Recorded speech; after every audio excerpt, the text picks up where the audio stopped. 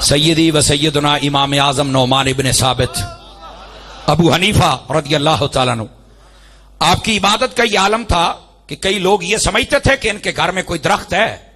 ये आपकी हिस्ट्री पढ़ के देखें, कई लोग ये समझते थे कि इनके घर में कोई दरख्त है। कहते हैं रात के वक्त ये खड़ा रहता है और दिन के वक्त नजर नहीं आता।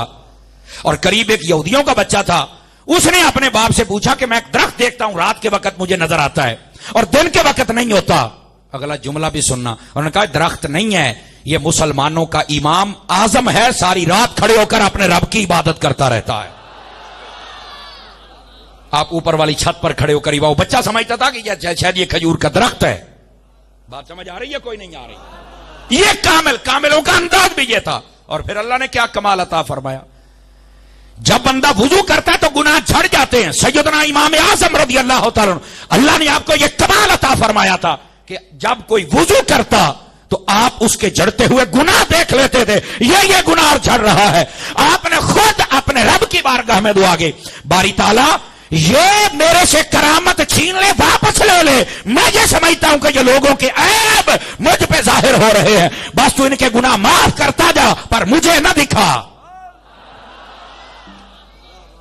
समझ आ रही है कोई नहीं आ रही है? ये सैयदना इमाम आजम अबू हनीफा जो कामिल होते हैं बाबा, वो ऐसे होते हैं, वो इबादत और ताअत में जिंदगी गुजारते हैं। उनका ये जो ढोल ढमक्का, नाच गाना, ये जनाब शराब कबाब और जनाब लंबे लंबे बाल, 4-4 साल गुस्ल नहीं करना और कमीज उतार के और शलवार भी उतार के अपने आप को वली, ये क्या ड्रामा है? ये अंदाज ही नहीं था। अरे वो तो एक एक रात के अंदर पता नहीं कितनी इबादत कर लेते थे, हजार नफल पढ़ना तो इमाम आजम से साबित है। इनाम ऐसे ही नहीं मिलते। इनाम लेने के लिए आप भी जब 12 रबीउल अव्वल शरीफ आए, पूरे शहर के अंदर आप देखते हैं कौन मोहल्ला से जा रहा है, कौन महफिल कर रहा है, तो जो सबसे ज्यादा मेहनत करता है आप उसे इनाम देते हैं, इवार्ड देते हैं, ये ले लो। ऐसा ही है ना? तो इतनी मेहनत तो इसे भी करनी पड़ी, तो बताइए फिर इमाम आजम अगर इनाम याफ्ता में है तो फिर उन्हें कितनी मेहनत करनी पड़ी होगी। समझ आ रही है? फिर कमाल भी तो कोई आम नहीं था ना। सैयदना इमाम आजम अबू हनीफा, ये सिर्फ टेस्ट के तौर पे आपको बात बता रहा हूं ताकि आपको समझ आए।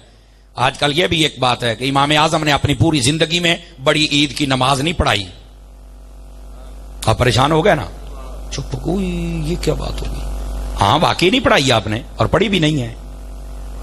सैयदी व सैयदना इमाम आजम नौमान इब्न साबित रज़ियल्लाहु ताला, आपने नहीं पढ़ी? यार ये कैसे बात? पूरी जिंदगी? जी हां। क्यों भाई? आप जब से बालिग हुए हर साल तो हज पर जाते थे, हाजी ईद नहीं पढ़ता होता। फ्रंट सीटों वाले चुप बैठे हैं, बाकी कई स्टेज वाले भी चुप बैठे हैं। असल हकायक ये है, इस बात की तरफ ओ तुम्हारा इमाम तो नमाज नहीं पढ़ता था, तो मैंने कहा वजह भी तो बता दो ना। क्यों नहीं? ये कोई नहीं बताएगा। हर साल वो हज करते थे, तो जो हाजी होता है वो ईद नहीं ना पढ़ता।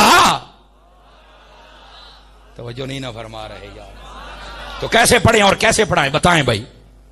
अपने मोहल्ले की मस्जिद के अंदर कैसे इमामत करवाएं? इतराज करने से पहले यह भी तो सोचो ना वो थे कहां। लेकिन आपको यह नहीं पता कि यह इमाम आजम की शान क्या है।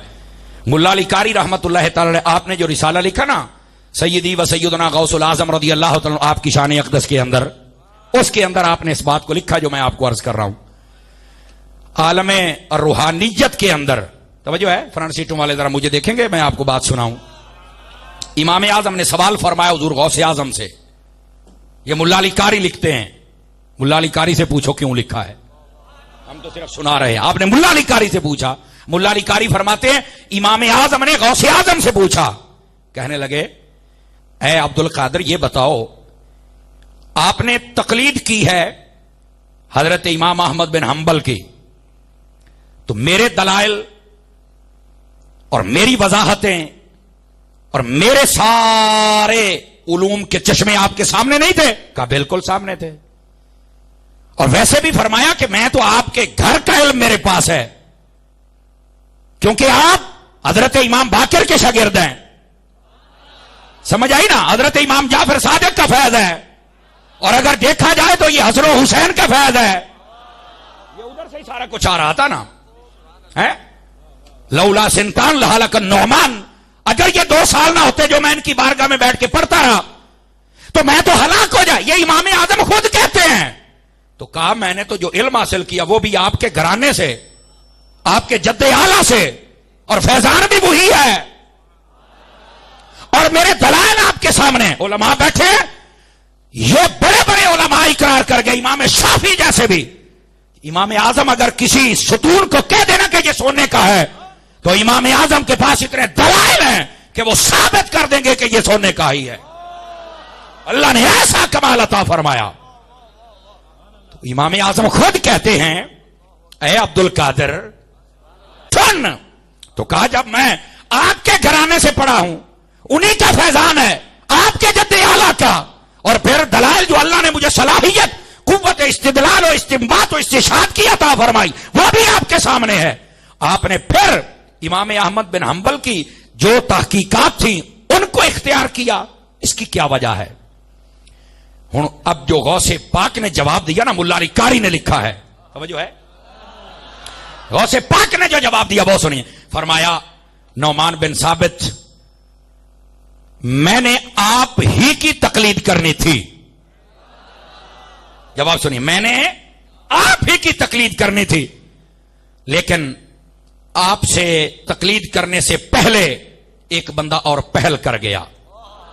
कहा जी बात खोलिए, मैं तो नहीं समझा कि तकलीद आपकी करनी थी और एक बंदा पहल कर गया, वो क्या है? फरमाया इमाम अहमद बिन हंबल जो थे ना, वो नबी पाक अलैहिस्सलाम की कचहरी में पहुंचे और जाके कहा कि इमाम आजम के तो बड़े मुकल्लिद हैं और उनकी तहकीकात तो दुनिया के कोने कोने में पहुंच गई। या रसूल अल्लाह, तहकीकात तो मेरी भी है, इनको भी जरा दबाम बख्शो। फरमाया चलो ठीक है, मैं अब्दुल कादिर को कह देता हूं वो तेरा मुकल्लिद हो जाए। जब तक अब्दुल कादिर का नाम रहेगा, तेरी तकरीर और तेरी शरीयत का नाम भी रहेगा, तेरी तहकीकात का नाम भी रहेगा।